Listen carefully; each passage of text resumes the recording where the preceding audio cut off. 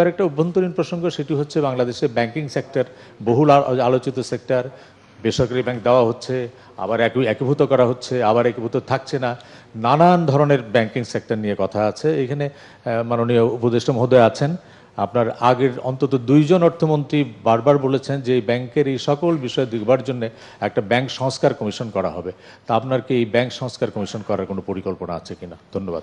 আচ্ছা, আমাদের আমলে আমরা সবথেকে বেশি প্রাইভেট সেক্টর খুলে দিয়েছি।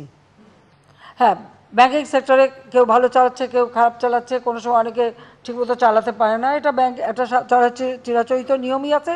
যদি কোনো ব্যাংক দুর্বল হয়ে যায় তাকে সহযোগিতা করা বা একটা ব্যাংকের সাথে আরেকটাকে মানে মার্জ করে দেওয়া বা সেটাকে যাবে, অর্থাৎ যারা সেখানে আমানত রাখে এই আমানতকারীদের সংরক্ষণের ব্যবস্থা করা, এটা কিন্তু দায়িত্ব, রাষ্ট্রের দায়িত্ব।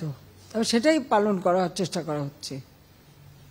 তারপরেও কিছু মানুষ তো লোভী হয়ে যায়, টাকা পয়সার লোভ এত বেড়ে যায় যে দেশ থুয়ে বিদেশে রাখতে যে তারপরে শেষে দেশ ছেড়েই ভাগতে হয়।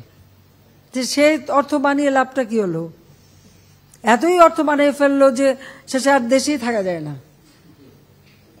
তাহলে লাভ হয় কি?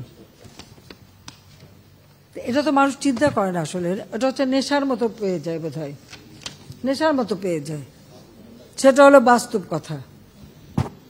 তো তবুও আমি একটু বলবো যে যেখানে যেটুকু সমস্যা আছে সেগুলি সমাধানের জন্য আমরা ব্যবস্থা করছি, তার জন্য আমরা আইনও করেছি এবং এবারে বাজেটও তো আমরা দিয়েছি।